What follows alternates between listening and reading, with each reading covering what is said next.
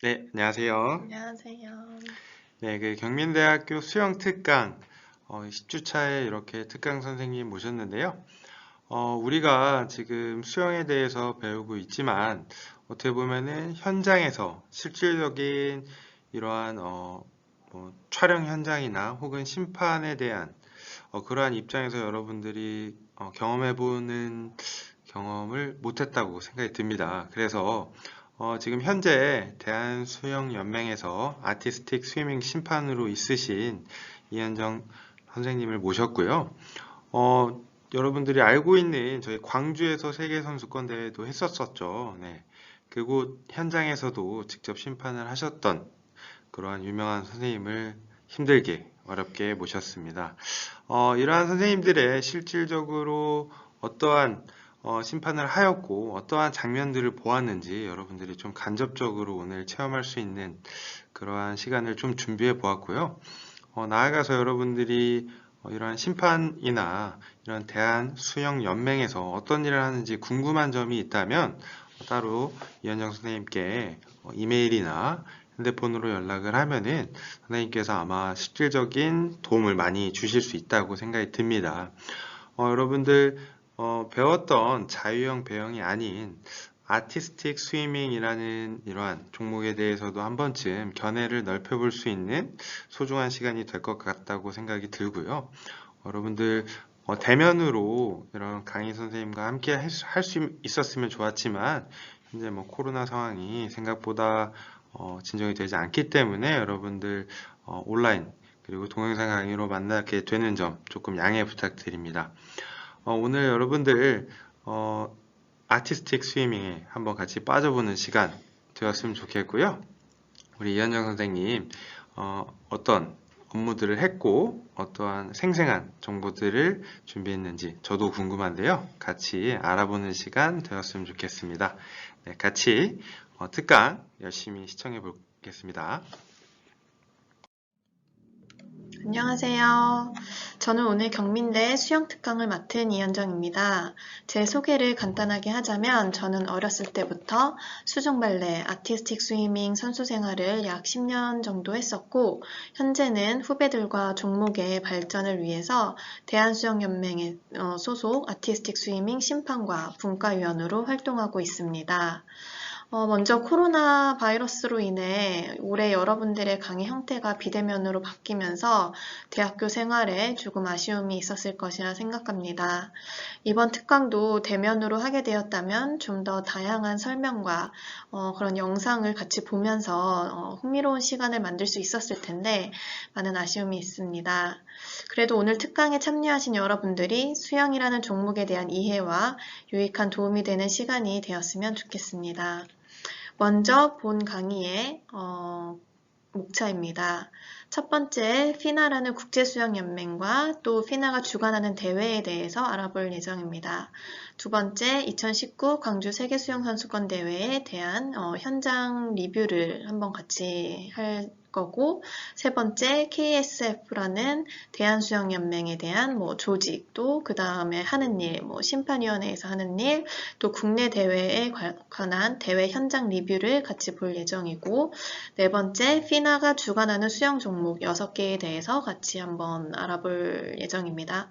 그리고 마지막으로 아티스틱 스위밍에 대한 종목 소개와 또 많은 사람들이 궁금증이 많았던 질문에 대해서 자세하게 같이 설명할 예정입니다.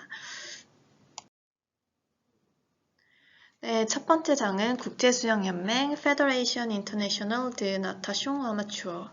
이것은 명칭 자체가 프랑스어이기 때문에 발음이 상당히 난해합니다. 그래서 보통 약어인 앞에 약자를 따서 피나라는 명칭을 주로 사용합니다. 여기서 나타숑은 스위밍, 수영의 뜻을 가지게 되고요. 먼저 피나는 1908년 런던 올림픽 대회에 부터 이제 시작이 됩니다. 그래서 이 시기에 출범하여서 벨기에, 핀란드, 프랑스, 독일, 영국, 헝가리, 스웨덴 총 8개 국가가 참여하여 런던 영국에서 피나를 창립하게 됐습니다. 그래서 현재까지 한 약 110년이 넘는 역사를 자랑합니다. 그리고 회원국은 총 209개국의 회원국을 보유하고 있으며 5개의 대륙별 연맹을 가지고 있는데 연맹은 각각 아프리카와 유럽 51개국씩, 그리고 아시아 43개국, 남북 아메리카 41개국, 오세아니아 16개국으로 그렇게 구성되어져 있습니다. 설립 목적과 주요 역할은 피나가 주관하는 올림픽 대회를 포함하여서 모든 국제 대회를 추진 및 개최하고 운영합니다. 아울러 각 종목의 경기 규칙, 그리고 세계 기록 수립 및 그 승인에 관한 모든 규칙을 통합하고 제정하고 관리하는 목적을 갖습니다. 또한 수중 스포츠의 발전을 도모하고 공정하고 투명한 스포츠 정신에 따라 약물 없는 스포츠 환경을 조성하도록 그러한 목표를 가지고 있습니다. 연령, 성별, 노인 중 어떠한 차별 없이 전 세계인이 수영에 참여할 수 있도록 장려하기도 합니다. 다음은 수영 종목인데요. 수영은 종목이 총 6개로 나뉘는데 아래 심볼처럼 경영, 다이빙, 수구, 아티스틱 스위밍, 하이다이빙, 오픈 수영 워터로 나누어지게 됩니다. 대회는 여러분들이 잘 아시는 하계 올림픽 대회, 그 다음 세계선수권 대회, 아시안 게임, 그리고 월드 시리즈 대회, 오픈 대회 등이 있습니다. 마지막으로 피나의 본부는 중립국인 스위스 로잔에 위치하고 있습니다. 다음은 피나가 주관하는 대회입니다. 첫 번째로 여러분들이 아주 잘 아시는 하계 올림픽 대회가 있고요. 여기서 경기는 경영 다이빙 수구, 아티스틱 스위밍, 오픈 워터 수영 총 5개의 종목이 구성되어 있습니다. 그리고 4년에 한 번씩 개최되는 아시아 게임, 보통 아시아 경기대회라고 하는데 제2차 세계대전 이후에 아시아 여러 나라의 우호와 세계 평화를 촉진하기 위한 대회로서 아시안 게임스 페더레이션 AGF라는 아시아 경기 연맹이 주도를 하고 각 나라별로 참여를 하는 4년에 한 번씩 개최되는 경기입니다. 그리고 월드 시리즈 대회가 있는데 이 대회는 매년 여러 국가에서 열리게 됩니다. 그래서 여기서 이제 금메달, 은메달, 동메달 순에 포인트를 얻게 되면 올림픽 대회에 출전할 수 있는 출전권을 가지게 되는 것이죠. 네, 다음은 세계 수영 선수권 대회입니다. 보통 월드 스위밍 챔피언십스라고 불리는 이 대회는 국제 수영 연맹에서 5개 종목별 세계 수영 대회를 2년마다 홀수해 개최하는 대회라고 합니다.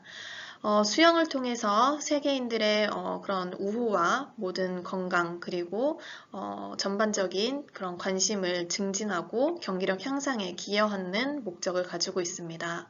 경기 종목으로는 경영, 다이빙, 수구, 아티스틱 스위밍, 오픈워터 수영, 하이다이빙 종목까지 총 6개의 종목이 구성되어 있습니다. 그리고 세계 마스터즈 수영 선수권 대회는 월드 마스터즈 스위밍 챔피언십스라고 마스터즈 선수들이 25세의 그런 전 세계 동호인들이 성별과 나이, 장애의 편견을 넘어 수영인으로서 그런 수영 축제에 다 같이 이렇게 참여해서 인간 승리의 감동을 전하는 목적을 가지고 대회가 열리는데요.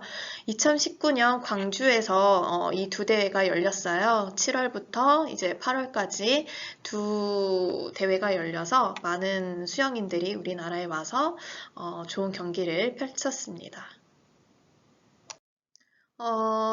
이거 두 사진은 실제 기사화됐던 사진을 제가 발췌해서 쓰는 건데요. 저는 2019년 7월부터 8월까지 약 2달간 광주 세계 수영선수권 대회와 마스터즈 선수권 대회 때문에 광주에 머물러서 같이 일을 했습니다. 대회 기간에 아티스틱 스위밍 해설 아나운서, 그리고 마스터즈 대회 때는 심판으로 활동했습니다. 왼쪽 사진은 장내 해설 아나운서로 이태리 출신 아시아와 파트너로서 일했을 때 찍힌 사진입니다. 국제수영대회 최초로 광주 세계수영선수권대회에서는 비인기 종목에 대한 관심과 종목의 저변 확대 및 경기 진행 방식의 이해를 돕기 위해 경기 규칙에 대한 설명과 해설 진행을 맡아줄 전문 인력을 각 종목마다 배치하였습니다. 그래서 저는 아티스틱 스위밍의 해설 아나운서로 이 기간 동안 활동을 한 거고요. 종목 소개부터 전반적인 종목에 관련된 지식이나 아니면 경기 운영 방식, 심판의 역할과 채점 기준, 그리고 선수와 심판의 입장에서 각각 경기를 관람하는 그런 관전 포인트를 이해하기 쉽고 유익하게 설명하는 아나운싱을 담당했습니다. 뿐만 아니라 심판들이 점수를 채점하는 시간 동안에 참가국의 선수들에 대한 이력, 그리고 취미생활, 관심사 등 그러한 이색적인 정보를 수집해서 점수를 기다리는 관중에게 작품에 대한 그런 스토리텔링과 이색적인 정보를 전달하는 역할도 했습니다. 이번 페이지에 준비된 영상은 대회 개최 2주 전부터 준비했던 리허설과 대회 진행 과정 준비를 담은 영상입니다. 국제수영연맹의 음향 담당자와 영국의 미디어팀, 그리고 한국의 음향 기술자들과 함께 장비 세팅, 동선을 파악하는 그런 역할, 그리고 음악 선곡 등 다국적 기업과의 협업과 대회 진행을 준비하는 리허설을 담은 영상입니다. 대회 전 국가의 음악을 수집해서 전반적인 경기 진행과 그 흐름을 파악하기 위해 음향 담당자, 아나운서, 필드 매니저 등 각 파트별 인원들은 베뉴 프로듀서라는 VP의 리더 하에 각자의 역할을 분담하고 또 매끄러운 경기 진행을 위해 같이 협업하게 됩니다. 또한 저희는 매일 8시에 모여서 각 나라의 작품에 대한 특징과 그리고 해설을 위한 준비, 경기력에 대한 그런 설명력, 또 선수에 대한 정보 등에 관련해서 매일매일 회의를 하였고, 그 회의는 모두 영어로 진행이 되었습니다. 영상 보시면서 제가 설명 잠깐 드릴게요. 지금 여기는 제가 실제로 아나운싱을 했던 포지션이고요. 대회 전이어서 아주 되게 썰렁해요, 현장은. 그래서 매일 아침 이렇게 스크립트를 받아서 그 대회에 관련된 정보를 빨리빨리 수집하고 해설할 수 있도록 정리를 합니다.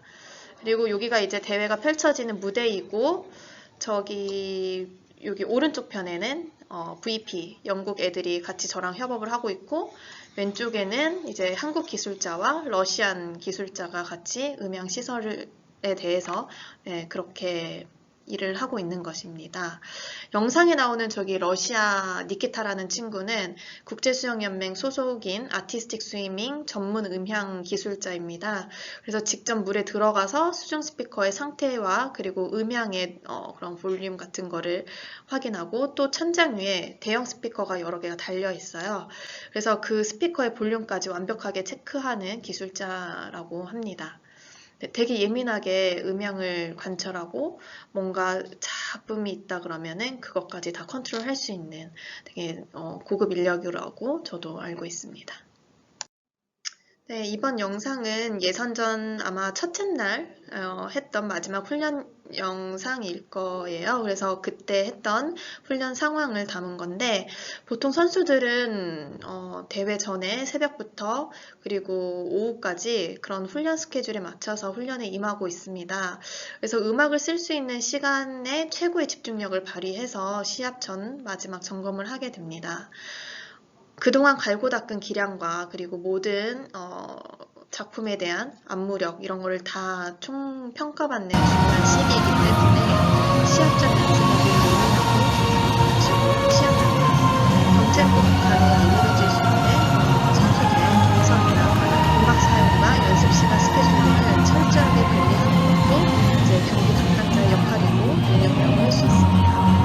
또한 각 파트별 책임감 있는 역할 분담을 위한 인력 배치도 선발전의 대회를 위한 중요한 역할을 잘하게 돼요. 영상 한번 보시면서 제가 설명드릴게요. 지금 지미트 앞에 이제 팀 훈련을 하고 있는 거고 이 시간대는 뭐 한 3, 4개국이 들어와서 훈련을 할 수 있게끔 이제 아주 일정한 시간 타이밍을 다 하고 있는 거고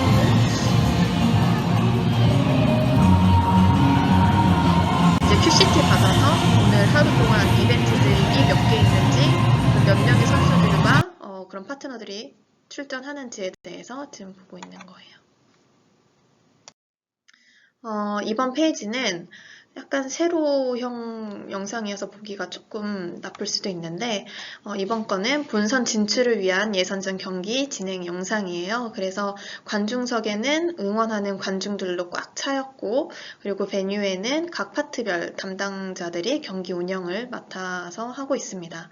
저는 해설 아나운싱을 위해 작품을 보는 내내 작품의 특징과 그리고 안무의 컨셉, 그리고 선수들의 이력을 매끄럽게 해설하기 위해서 계속 이제 메모를 하고, 그리고 이제 마지막 오른쪽 영상은 경기를 마친 뒤에 그리스 팀의 작품 소개 그리고 촬영 영상을 녹화한 영상이에요. 실제 이제 때나 들어가면 제 목소리가 있는 해설 아나운서로 팔려 있는데 이렇게 작품 해설을 제가 하면 그리고 또 기술 설명을 해드리면 관중들이 이제 조금 더 이해하기 쉽게 하는 것이 저의 역할이었고 그거에 대해 훨씬을 많이 보면서 해설을 했습니다. 그리고 또 수고한 선수들에게 그 연기에 대해 많은 박수를 부탁한다는 무도멘트를 통해서 한국 관중이 이렇게 좋은 응원 태도를 갖추고 있고 또 선수들이 이렇게 리스펙트하며 관중 호응도를 높게 살 수 있도록 노력하는 그런 생각에서 특히 이제 우리나라 선수들이 있을 때는 더 많은 환호를 부탁한다고 얘기도 했었고 또 이제 1, 2, 3위를 다루는 그런 랭킹의 경기를 임하는 선수들에게도 이제 이런 박수와 그런 응원을 부탁한다고 유도를 하면서 경기를 진행하기도 했습니다. 첫 번째 영상 먼저 보여드릴게요. 지금 저 서브 스크린에는 수준과 수면 위의 동작을 제가 해설할 수 있도록 계속 모니터링을 해주고 있는 거고 분홍 색깔 옷 입고 계신 분들은 심판들이고 그리고 남 색깔 정장을 입고 계신 분들은 국제수영연맹 멤버들입니다. 예선전인데도 생각보다 관중들이 많이 있었어요.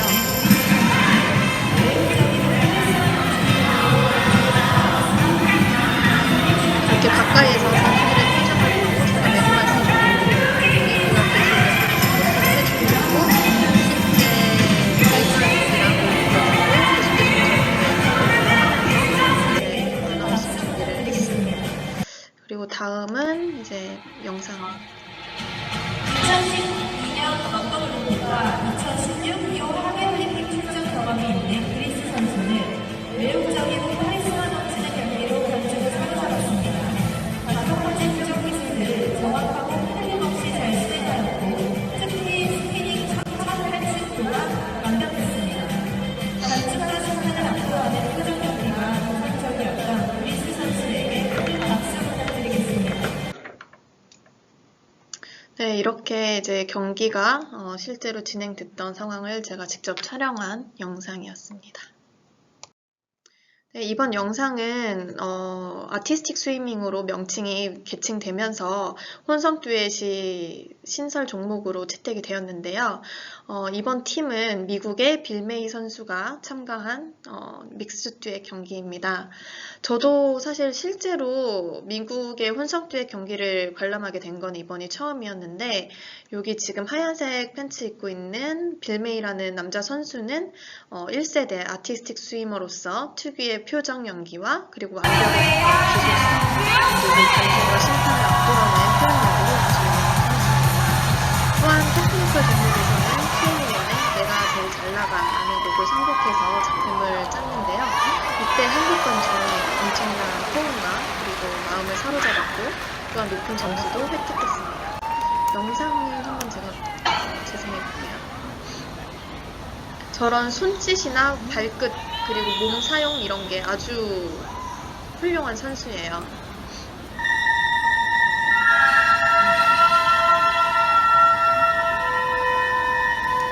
싱크로나이제이션이라는 동시성보다 아트, 예술성을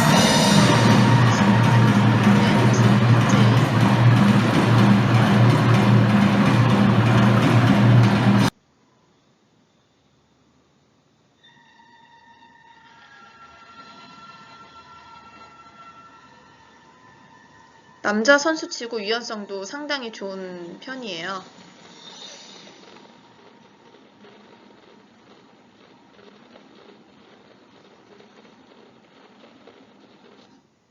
영상을 제가 길게 담지 못해서 아쉽지만 기회가 된다면 꼭 유튜브 채널을 통해서 풀 영상을 한번 보시면 좋을 것 같아요. 이번 영상은 피겨스케이팅에서도 김연아 선수의 금메달 그런 퍼포먼스를 하고 나서 갈라쇼가 있듯이 아티스틱 스위밍에서도 국제대회에서 이제 메달을 딴 출전 선수들의 갈라쇼가 진행됩니다. 영상에서 러시아 선수들을 제가 인터뷰를 했는데 이제 좀 있으면 보실 수 있겠지만 저는 이제 동시통역을 한국어 사회자로서 동시통역을 하고 그리고 옆에 이탈리안 아시아와 함께 총 11개의 갈라쇼에 대해서 설명하고 어떤 스토리를 바탕으로 준비했고 또 훈련 때 가장 어려웠던 점 그리고 선수들의 관심사 등에 대해서 조금 더 이제 친밀하고 그런 세세한 질문을 통해서 관중과 소통하는 갈라쇼 무대의 진행을 맡았습니다. 영상 한번 같이 보실게요.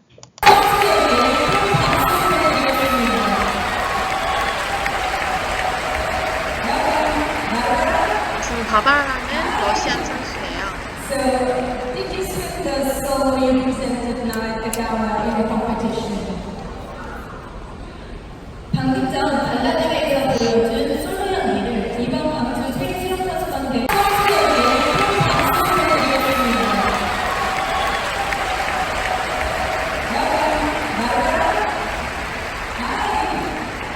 So, did you see the solo you presented tonight at our in the competition? 방금 전 발라드에서 보여준 솔로 연기를 이번 광주 세계 실험 선수권 대회에서 솔로 연기에서도 선보이셨나요? 무슨 일로 왔어?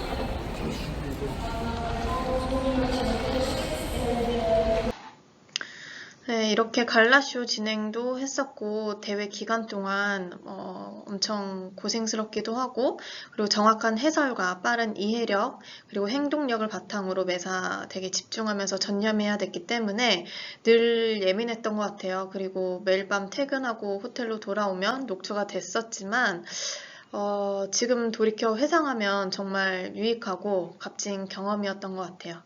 또 이때 제가 쌓았던 커리어가 지금 현재 되게 중요한 터닝 포인트가 되었던 시간인 것 같습니다.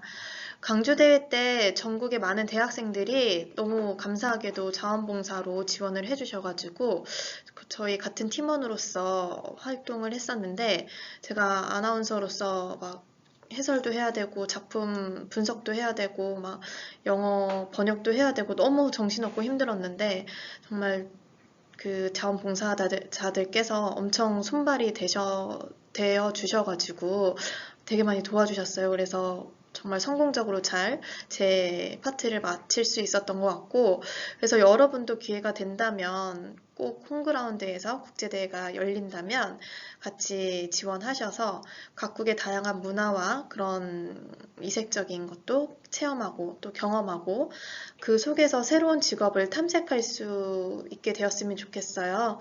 그래서 진로에 대한 되게 넓은 식견도 또 가질 수 있게 되었으면 좋겠고 현장 경험을 통해서 스포츠에 관련된 전문 지식을 함양하실 수 있길 바랍니다. 네, 세 번째 장은 Korea Swimming Federation KSF라는 대한수영연맹에 관련한 소개입니다. 대한수영연맹은 처음에 현재는 사단법인 체제로 운영되고 있고 1929년 8월에 창립하게 됐습니다.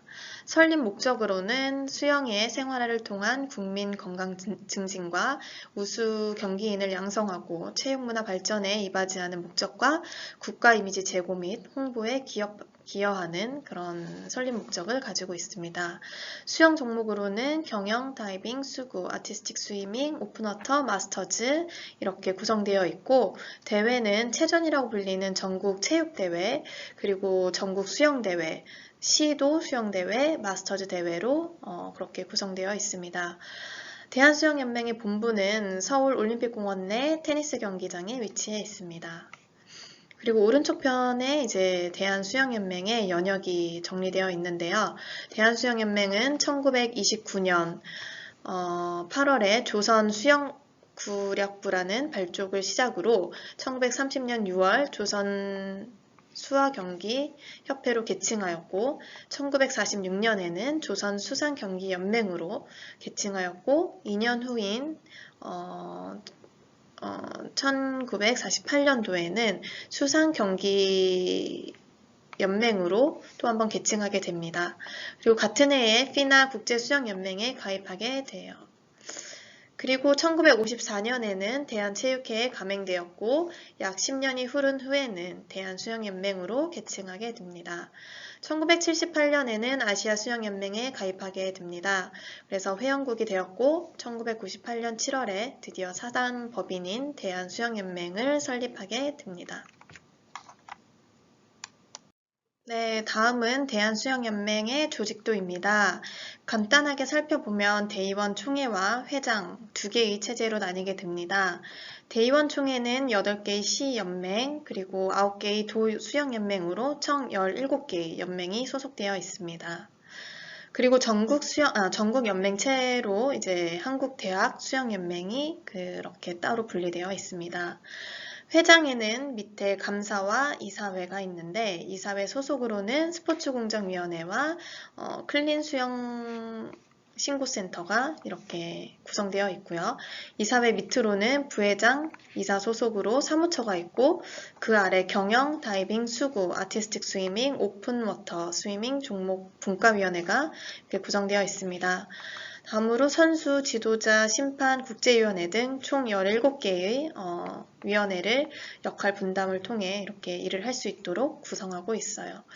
저는 작년까지는, 올해 초까지는 이제 현재 대한수영연맹 심판위원회 소속으로 일을 했었는데 올해 초부터는 다시 아티스틱 스위밍 분과위원회에서 위원으로 활동하게 되었습니다. 이렇게가 이제 대한수영연맹의 조직도입니다. 네, 이번 페이지는 대한수영연맹 심판위원회에 관련된 간략한 설명인데요. 심판위원회에서는 수영 종목의 심판들을 대표해서 모든 안건에 대해 서면 결의를 하고 규정을 할 수 있도록 그런 권한이 주어지게 됩니다. 매년 심판 승급을 위한 강습회와 보수 교육을 준비하게 되고 심판위원회의 국내 대회를 위한 심판 모집 그리고 배정을 담당하게 됩니다. 그리고 국내 심판 규정에 따라 심판 관리 및 규정을 제정하고 올림픽, 아시안게임, 선수권대회 등과 같은 국제대회에 국제심판을 파견하는 일과 국제심판을 양성하는 일도 같이 병행하게 됩니다. 마지막으로 국제수영연맹에 공지되는 각 종목별 매뉴얼과 룰북을 번역하고 편집해서 영어에 취약한 국내 심판진들에게 한국어로 된 규정집을 만들어 공유하고 또 지도할 수 있는 역할도 분담하게 됩니다. 이번 페이지는 실제 작년에 제가 만들었던 PPT를 이렇게 캡처한 건데요. 심판위원회에서는 매년 주관하는 심판 강습회와 보수교육을 진행을 합니다. 그래서 작년에는 코로나 바이러스로 인해서 이제 수차례 연초에 진행돼야 했던 강습회가 계속 연기되었다가 결국엔 비대면으로 줌을 통해서 비대면 회의로 보수교육을 진행하게 되었어요. 왜 이렇게 1년에 한 번씩 꼭 저희가 강습회나 보수교육을 해야 하냐면 대한수영연맹 심판위원회 정관에 보면 보수교육을 이수하지 않으면 그해 1년간 심판을 볼 수 없다는 그런 규정 때문에 그렇게 1년에 한 번씩 강습회나 보수교육을 진행하게 됩니다. 그래서 사실 언택트 시대에 따라서 이렇게 비대면으로 하는 게 처음이고 자료 준비가 안 된 상태에서 진행을 하는 게 너무 어렵고 불편했는데 그래도 많은 심판들께서 참여해 주셔가지고 아주 유익하게 좋은 시간을 가질 수 있었습니다. 그래서 지금 보수교육에서는 심판 윤리, 그리고 심판의 역할 및 자세, 수상 안전과 응급처치에 대한 그런 외부 강사들을 모셔서, 교수님들을 모셔서 강의에 조금 더 퀄리티를 높였고, 또 국제 매뉴얼과 룰에 대해서 같이 공부하고, 공정한 심판을 위한 교육을 할 수 있도록 좋은 시간을 가졌습니다. 다음 사진은 제가 계속 이렇게 진행을 맡아서 이 PPT를 담당했던 보수교육 강의 내용을 이렇게 찍은 건데요.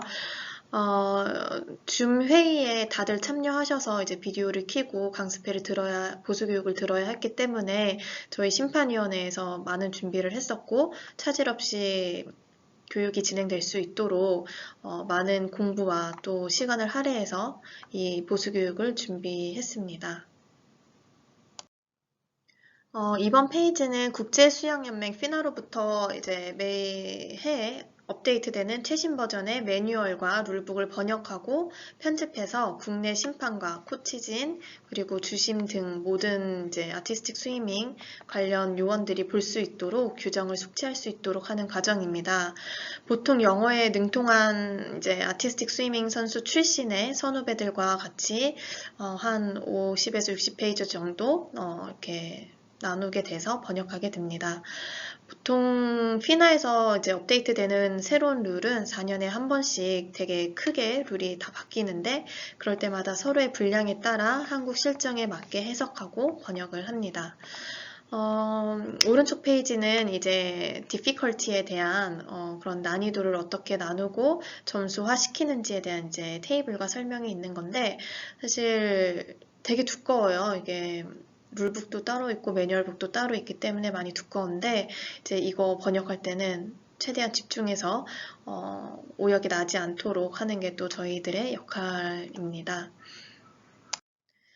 지금 테이블도 이제 가이딩 스케일 포 스플릿이라고 수중에서 이렇게 다리 일자가 어느 정도 이렇게 벌릴 수 있는지에 대한 테이블 기준표예요. 그래서 0에서부터 이제 9.5까지 점수를 심판들이 보고 편하게 낼 수 있도록 정확하게 낼 수 있도록 만든 평가 기준표입니다.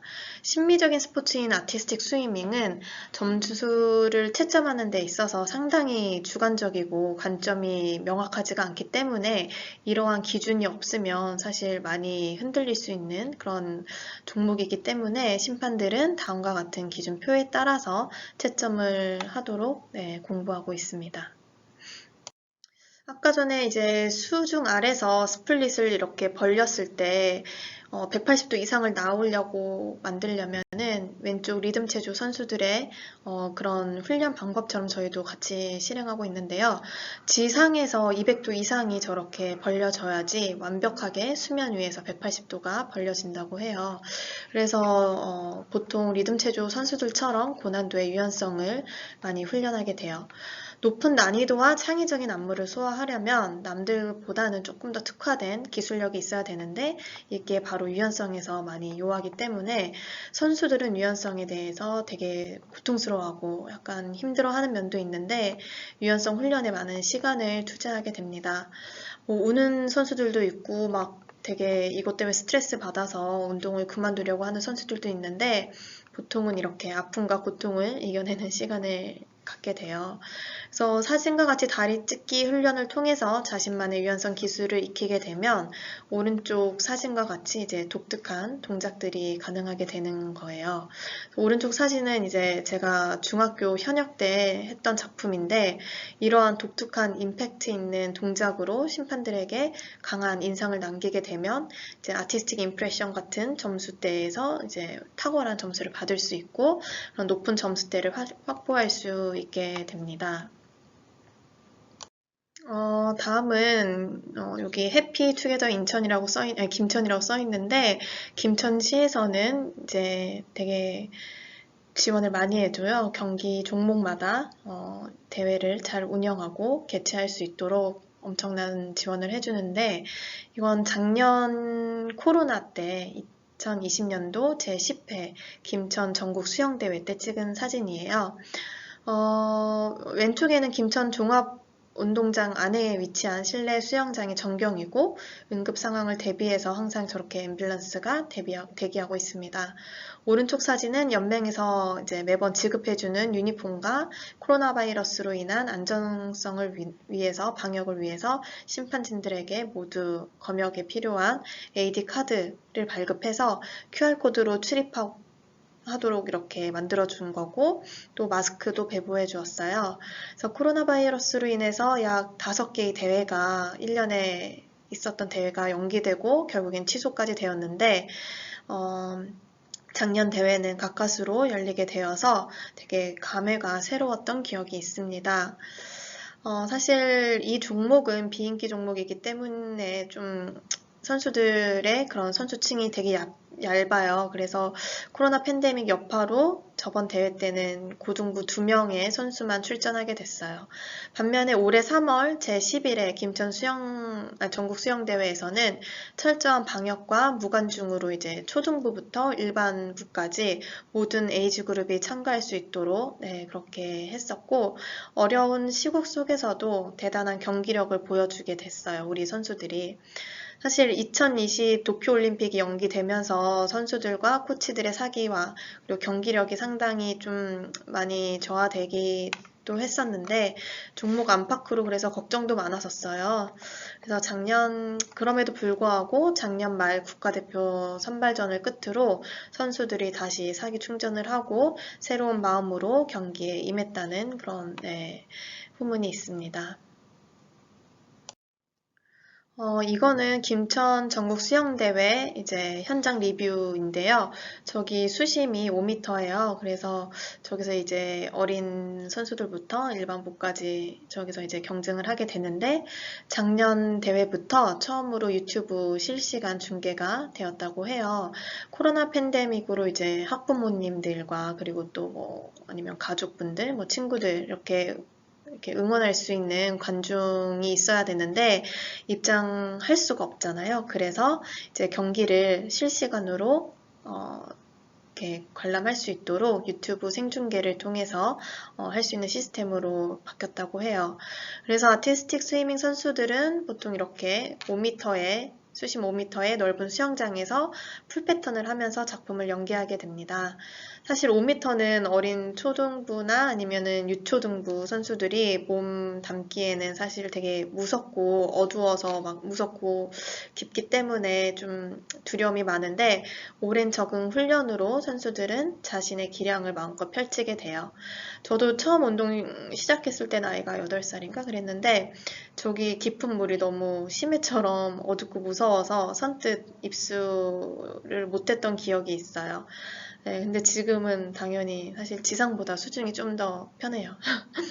그래서 아티스틱 스위밍 선수들은 보통 저런 5m 풀에서 하루에 6시간 내지는 7시간 정도의 훈련을 하고 그리고 지상에 올라와서는 따로 체력 훈련이나 유연성과 같은 지상 훈련을 병행하게 됩니다.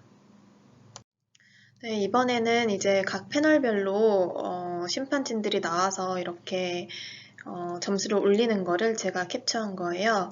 오른쪽 상단에 이제 상수 심판님께서 경기에 대한 그런 설명과 해설을 맡아주셨고, 이 대회 때는 총 12명의 심판들이 올라가는 12심제로 경기가 진행이 됐어요. 그래서 원래 국제 룰에 따르면 심판은 총 3개의 패널로 나누어져서 심판을 봐야 되는데 3개 패널이 수행력을 보는 execution, 그리고 예술적인 그런 표현 능력을 보는 artistic impression, 그리고 난이도를 평가하는 difficulty 이렇게 3개로 나눠지고 각 패널당 5명의 심판들이 배정돼요. 그래서 총 15명의 심판이 보게 되는 게 원칙이지만 이제 국가마다 연맹마다 사정이 다르기 때문에 만약에 국내 심판 모집이 좀 어려워진다 그러면 패널당 4명씩 구성하게 돼요. 미니멈. 그래서 총 12명이 12심제로 경기를 진행하게 돼요. 그래서 맨 왼쪽에 있는 사람이 이제 저고 저는 이때 엘레멘트와 디피컬티를 보게 됐었어요. 이번에는 FINA 주간 하에 있는 6개의 수영 종목에 대한 설명을 하려고 해요. 경영, 우리가 보통 이제 수영이라고 하죠. 수영은 전문적으로는 이제 경영이라고 하고 여기에 슬로건은 Strength and Speed, 강인함과 빠름을 주안점으로 하는 스포츠라고 이해하시면 될 것 같아요. 경영은 1896년 제1회 올림픽 경기대회에서 정식 종목으로 채택되었어요.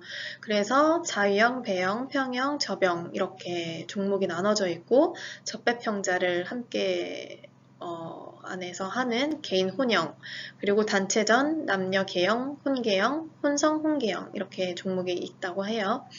올림픽 종목에는 자유형 50, 100, 200, 400, 800, 1500미, 배영, 평영, 저병은 100미, 200미, 개인 혼영은 200, 400, 개영은 100미 곱하기 4번, 그러니까 400미짜리, 그리고 200미짜리 4번 이렇게 있고, 혼개영과 혼성, 혼개영도 이제 세부 종목으로 나뉘게 됩니다.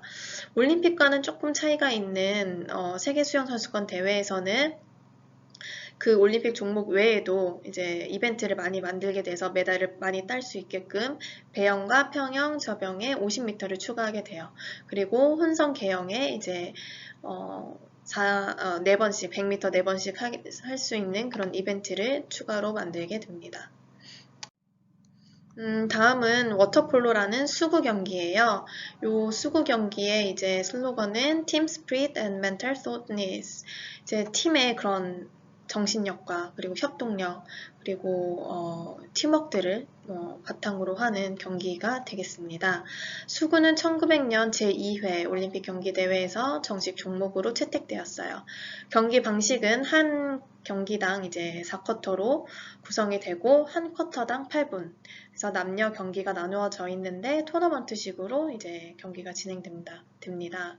올림픽은 남자 12팀, 여자 10팀이 출전하여서 이제 토너먼트 대회를 열게 되고 세계 수영 선수권 대회는 확연히 좀 더 늘어났죠.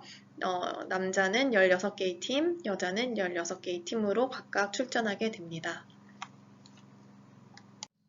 이번 페이지는 이제 실제로 제가 경기 관람했던 수구 이태리 선수들이 우승했을 때 영상을 담은 건데 좀 이렇게 세리머니나 이런 게 특이했어가지고 영상을 담아봤어요. 수구에서 가장 중요한 건 아까 내가 말했다시피 팀워크와 킥을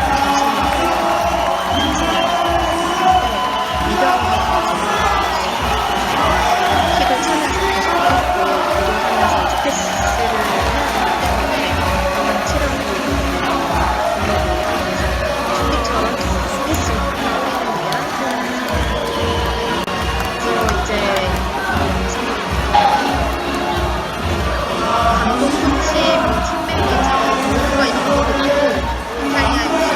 축하하기 위해서 이제 입수를 하게 돼요. 이런 식으로 왼쪽 사진처럼 엄청나게 이게 힙했던 대회였어요.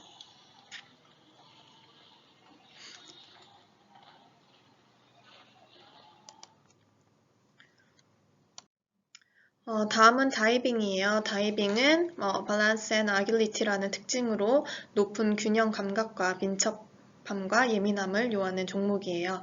높은 위치에서 코어를 중심으로 몸을 이렇게 비틀어서 떨어져야 되기 때문에 다이빙 위에서는 되게 조심하고 집중력이 아주 크게 요하는 종목이기도 합니다. 근대 유럽에서 기계체조 선수들에 의해서 시작된 다이빙은 1904년 제3회 올림픽 경기대회에 정식 종목으로 채택됩니다.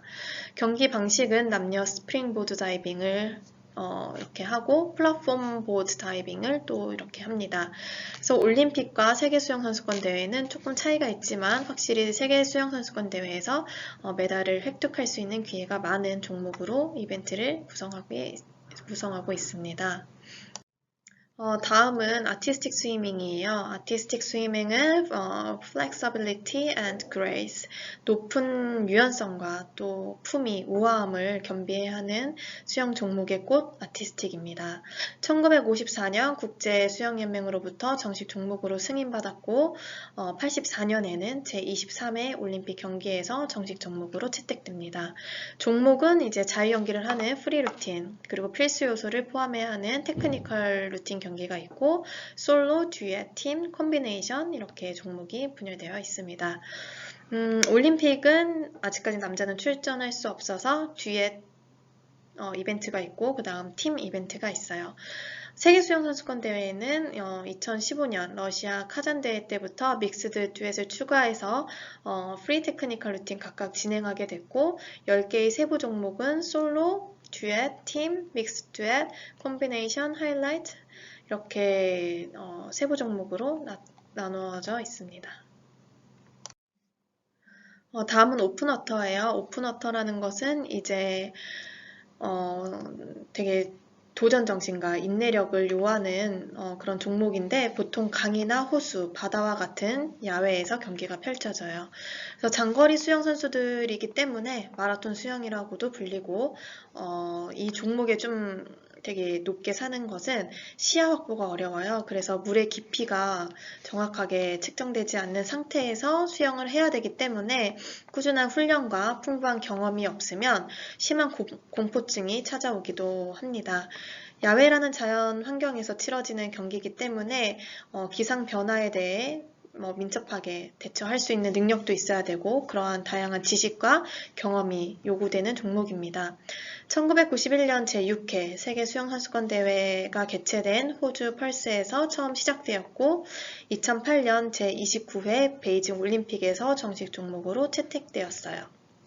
다음은 하이다이빙이에요. 하이다이빙은 2013년 스페인 바르셀로나에서 열린 제15회 세계 수영선수권 대회에서 신설된 종목이에요.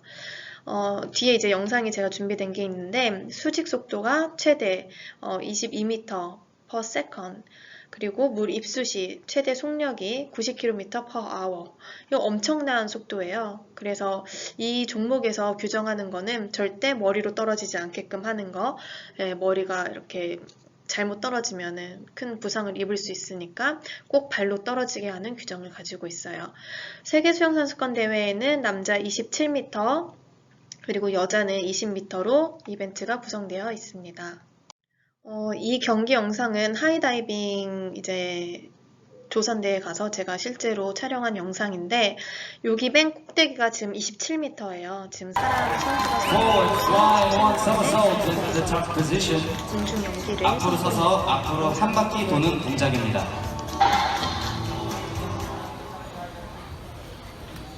상당히 높은 거예요. 27m면은 모두가 조용하게 정숙해 줍니다. 선수가 집중할 수 있도록.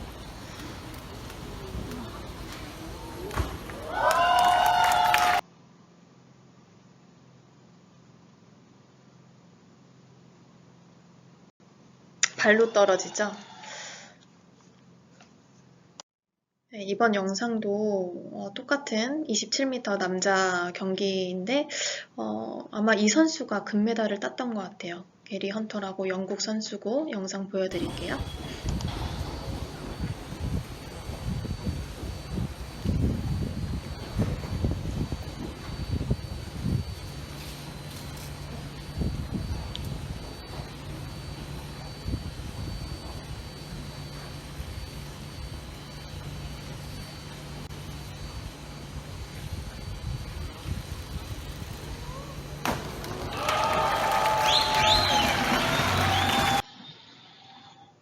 회전을 되게 많이 하죠. 네, 이처럼 다양한 기술을 공중에서 선보여주고 얼마나 정확하게 입수하는지가 이 종목의 키포인트입니다.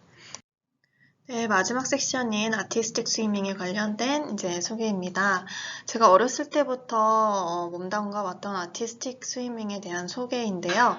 수중발레라고 불리는 아티스틱 스위밍은 수영, 체조, 발레, 수구, 다이빙, 그리고 마라토너의 긴 폐활량 등 웬만한 종목을 망라하게 되는 그런 기술 능력을 그리고 또 체력 요건을 필요로 하게 되는 운동입니다. 특히나 이 종목의 선수들은 모든 움직임과 동작, 음악과 선수들 간의 동시성, 이 모두 완벽하게 지켜져야 되기 때문에 눈을 감고도 정확한 동작을 수행할 수 있도록 끊임없는 반복 연습을 임하고 있습니다. 다음은 아티스틱 스위밍에 대한 간략한 역사입니다. 시초라고 하면 1, 2차 세계대전 사이에 그 근간을 찾을 수가 있는데요. 특히 북미에서 많이 선보여졌고 간혹 독일에서도 공연을 했다고 해요. 아티스틱 스위밍은 에스테틱스 퍼포먼스라는 미를 뽐내는 공연으로도 알려져 있었고 남녀가 같이 공연했다고도 합니다. 역사를 훑어보면 1907년 호주 여성인 안네 켈러만이 수조 탱크에서 공연한 것으로 알려져 있고, 그리고 언더워터 아티스트라고 불렸다고 해요. 그 이후에 에스더 윌리엄스라는 미국 수영 선수로부터 발전되어서 아쿠아 뮤지컬이라는 것으로 유명세를 탔고, 1952년에는 이제 미국, 캐나다, 아르헨티나 세 나라가 모여서 이 종목에 대한 룰을 만들었다고 합니다.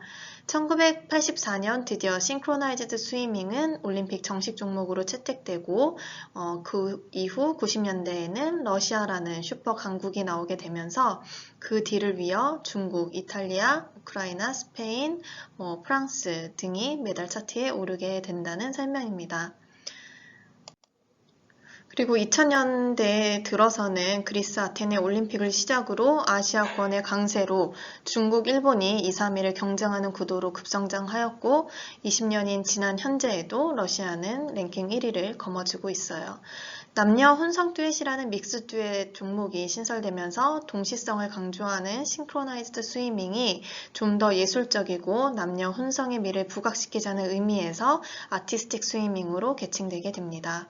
이에 따라 이제 전반적인 루팅 규정과 심사 규정도 새롭게 제정하게 된 것이에요. 아티스틱 스위밍은 수면 위와 그리고 수면, 그리고 수중이라는 세 개의 공간에서 경기력을 심사받는 종목이에요. 그렇기 때문에 선수들은 수중에서 행하여지는 모든 준비 동작, 스컬, 이동 자세에 따라 큰 영향을 받게 되는데 수중에서는 눈을 떠도 선명하게 시야를 확보할 수 없기 때문에 연습 내내 감으로 거리를 느끼고 팀워크를 익히며 기술 준비 동작을 터득해야 해요. 그래서 많은 사람들이 수중발레 선수면 물속에서 얼마나 숨을 참을 수 있는지에 대해서 궁금증이 많습니다. 여기에 그 답변이 나와 있는데요. Most swimmers can hold their breath for around 3 minutes and swim laps up to 75 meters underwater without taking a breath. 대부분의 선수들은 3분 정도 숨을 참을 수 있고 75m를 숨쉬지 않고 갈 수 있다고 말하고 있어요. 그래서 25m를 3번 이렇게 왔다 갔다 하면 75m가 되는 거죠. 선수들은 언더워터 스피커라는 수중 스피커를 통해 음악에 맞춰 연기를 합니다. 그래서 연습을 할 때도 수중 안에서 스피커를 통해서 음악을 듣고 박자를 맞추고 또 코치들의 그런 지시사항을 들으면서 고쳐나가는 훈련을 하게 돼요. 이 수중 스피커가 하는 중요한 역할 때문에 저희가 되게 소중히 다뤄라 라는 의미에서 아기 머리 또는 케이크라는 명사를 지칭해서 고장나지 않도록 애지중지 다루게 돼요. 그리고 제가 어렸을 때부터 이제 수중발레 선수라고 하면 늘 받았던 질문이 코에 물 안 들어와요? 였어요. 여기 아래 그림 보면 코마개처럼 생긴 그림 보이시죠? 이게 바로 노즈클립이라는 코마개인데요. 이게 저희가 장시간 수중에서 다리 동작을 막 이렇게 할 때 코에 물이 들어오지 않게 하는 코마개예요. 아래 여자 선수 사진 하나 보이시죠? 이 선수는 버지니 디디유라는 프랑스 선수인데 유일하게 코마개를 사용하지 않는 선수예요. 이 선수는 기량도 대단하지만 코마개를 사용하지 않기 때문에 연기할 때 표정이 아주 자연스러워서 고득점의 인상 점수를 받았다고 합니다. 이제 마지막으로 코스튬이라는 아티스틱 스위밍 의상에 대해서 짧게 설명드리려고 해요. 심미적 스포츠가 되게 매력적이에요. 어떻게 보면 리듬 체조, 피겨 스케이팅, 아티스틱 스위밍 다 이제 의상과 화장법에 대해서 이제 관심도 많고 되게 궁금해들 하시는데 아티스틱 스위밍 선수들은 입장할 때부터 되게 화려한 외모 그리고 강렬한 표정과 의상으로 심판들을 좀 압도하게 돼요. 그래서 선수들의 신체나 의상, 화장에 대해서는 점수에 이렇게 채점되진 않지만 시각적으로 자연스럽게 인지가 되기 때문에 또 중요하게 작용하는 포인트라고 설명할 수 있을 것 같아요. 그래서 예술적 표현 패널 점수에 영향을 많이 미치기 때문에 화려하고 인상 깊은 아웃핏을 연출하게 되죠. 수영복을 제외한 어떠한 장신구 또는 과한 타투, 의상 등은 허용되지 않고 화장은 건강하고 생기 넘치는 정도의 화장법만, 메이크업만 허용되게 됩니다. 지금 오른쪽에 반짝반짝하게 머리에서 빛이 나고 있죠. 이거는 이제 젤라틴이라는 파우더인데요. 우리가 뭐 푸딩이나 젤리 먹을 때 이제 원재료가 되는 한천이라는 젤리 파우더인데 이거를 뜨거운 물에 이렇게 녹이면은 되게 이렇게 걸쭉한 상태로 변하게 돼요. 그래서 그거를 재빠르게 머리에 이렇게 도포해서 솜으로 이렇게 닦아내면 그림처럼 이제 반짝반짝하게 굳게 돼요.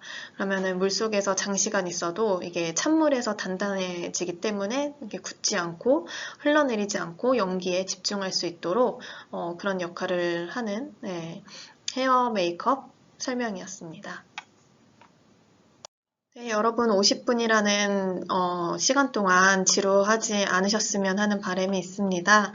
지금까지 수영과 그리고 아티스틱 스위밍에 대해서 또 심판과 현장 리뷰, 경기 현장을 이렇게 설명드렸는데 정말 도움이 많이 되는 특강이었으면 좋겠고 여러분의 이제 진로 선택이나 공부하는 데 있어서 좋은 시간이 되었으면 좋겠습니다. 수고 많으셨습니다. 감사합니다.